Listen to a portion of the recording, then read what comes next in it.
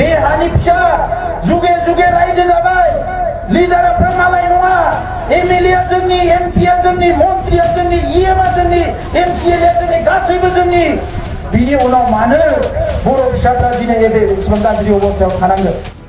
Lagi boy, amak mati lagi boy, amak gor lagi boy, amak mati lagi boy, amak gor lagi boy, we want justice,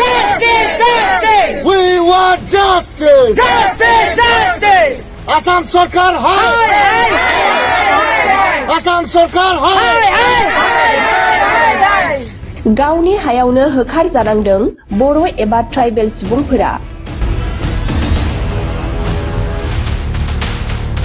मोनसेनि उनाव मोनसे सिलिंखार जानांदों बर' सुबुंफोरा दिनै बनसुआ गुवाहाटी नोगोरमानि सिङाव थानाय बरबारि गामिखौ इफेक्सन खालामजानाय दुखुथिया नखरफोरखौ खौरां लाहोयो बेजों लोगोसे बायदि बायदि जाग्रा बेसाद आरो गानग्रा जोमग्रा मुवाफोरखौ राननानै हैदों दुखुथिया नखरफोरनो बेजों लोगोसे फोरमायबावदों दि मिरु बेनसु आफादनि आफादगिरि बनजित मनजिल बसुमतारी बिथाङा फोरमायदों दि न' सेफायजानाय बर' एबा ट्राइबेल सुबुंफोरनो थाबैनो बे हायाव थानो थाखाय मोनथाय होनांगौ न' लुनानै होनांगोन आरो साफ्रोमबो सुबुंनि देहाखौ नायनांगोन होननानै फोरमायदों आरो गोग्गो लोंग्रा दैनि थाखाय थाबैनो राहा खालामनानै होनांगौनि दाबि दैखांदों आसाम सोरखारनि सेराव बेफोरखौ थाबैनो मावफुंनानै होआब्ला खम समनि गेजेरावनो आसाम बन्द बायदि बायदि धरना लानाय जागोन होननानै फोरमायदों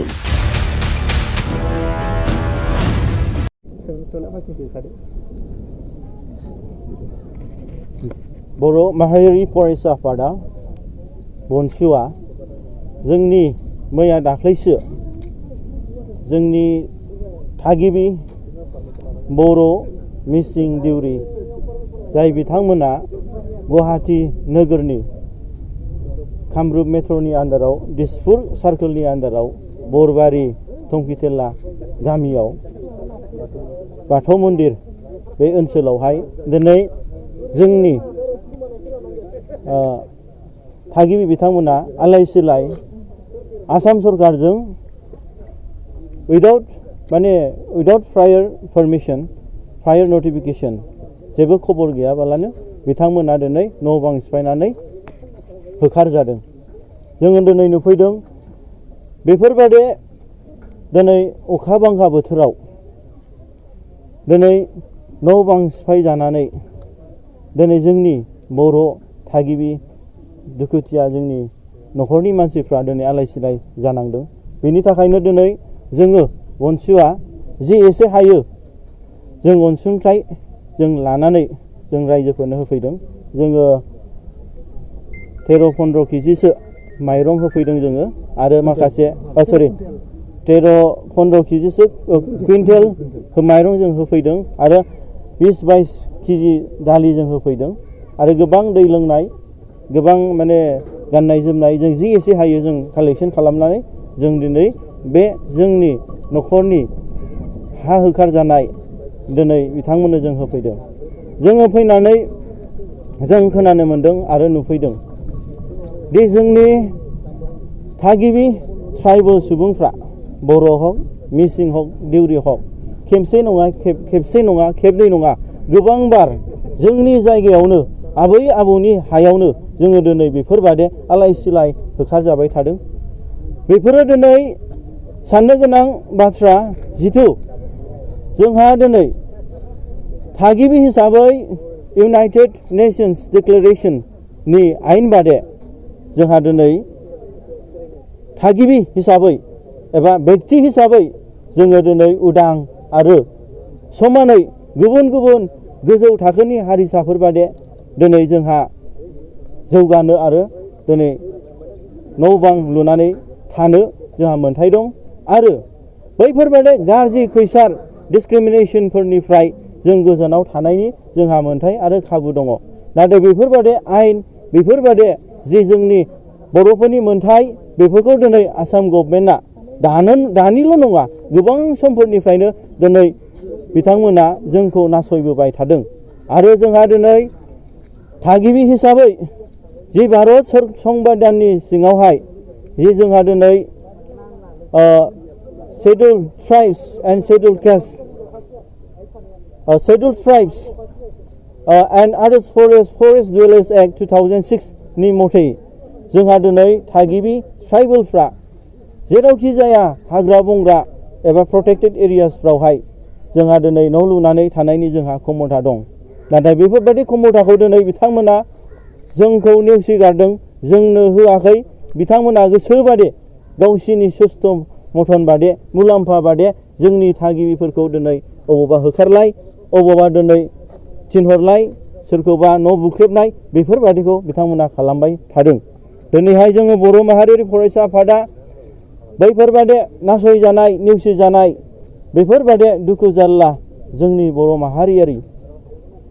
सुबुंफोरनि थाखाय एबा गुबुन गुबुन ट्राइबेलफोरनि थाखाय जों गसंथेगोन आरो जेब्लायबो बिथांमोननि दुखु आरो खस्थ' खैफोदाव जों जेब्लायबो गसंगोन आरो जोङो दिनै बिथांमोननि बेफोरबादि दुखु जारला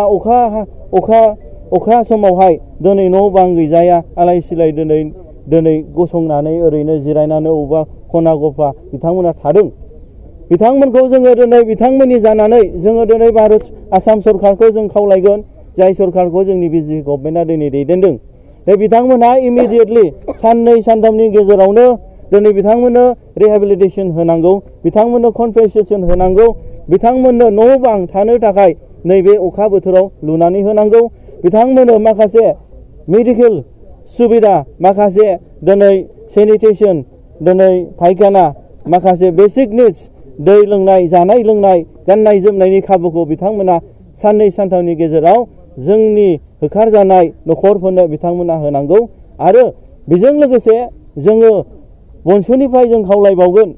बे आसाम सरकारा सप्तासेनि गेजेरावनो बिथांमोननो बे जायगायावनो हानि एलटमेन्ट होनानै सेटेलमेन्ट होफिननांगौ बिथांमोना आसाम सरकारा जोंनि आपिल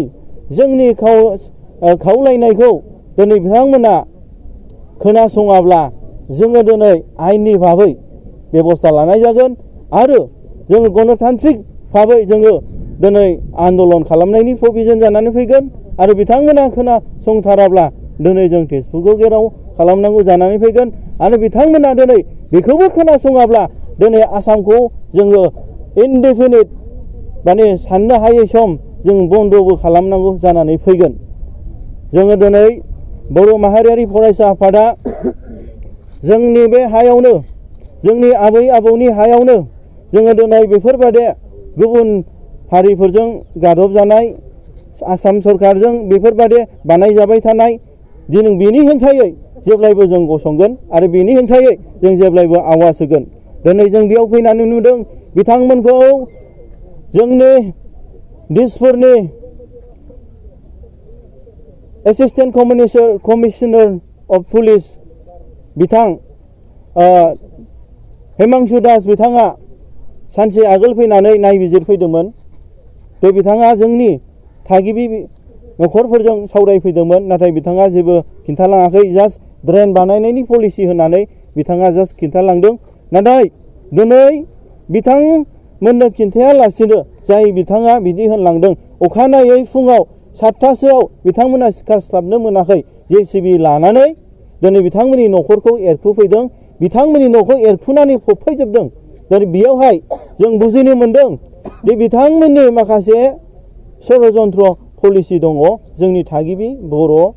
जोंनि मिसिं सोरबा दिउरि जोंनि ट्राइबेलफोरखौ एबा गुबुन गुबुन हारि हारिसाफोरखौ दिनै बेनिफ्राय होखारनायनि पलिसि बिथांमोननि डकुमेन्टसफ्रा दिनै माखासे हायाव फबजानानै दं जों मिथिनो मोन्दों बेयो मोनसे सरकारनि षड़यन्त्र जोंनि ट्राइबेल जोंनि थागिबिफोरखौ होखारनायनि आरो दिनै खाथियावनो जों नुनो मोन्दों जों नाहरबा नुनो मोनो दि जोंनि आसामनि चिफ मिनिस्टारनि पलिटिकेल एडभाइजार जयन्त मल्ल बरुवा बिथांनि रेसिडेन्सआ बै खाथि जों बिनि खाथियावनो जों नुनो मोनबावदों टाटा कम्पानिनिफ्राय टाटा जिन्जार हटेल दङ बिथांमोननि अबस्थायाबो एखे बिथांमोनखौ होखाराखै आरो दिनै कच राजबंशी डेभेलपमेन्ट काउन्सिलनि माबा अफिस दङ एखे अबस्था बादरुद्दिन आजमलनि हायाबो खाथियावनो दं बिथांमोना जेबो एफेक्टेड जायाखै आपत्ति जायाखै नाथाय जोंनि थागिबि ट्राइबेलफोरा गोरिब दुखियाखाय दिनै बिथांमोना नारसिननो सम मोनदों नामा दिनै आं बेखौनो बुंनो सानदों दे जोंहा दिनै आसामाव सानै ट्राइबेल मिनिस्टार दङ केबिनेट मिनिस्टार दङ बिथांमोना दिनै जोंनि बे दुखुथिया न'खरनि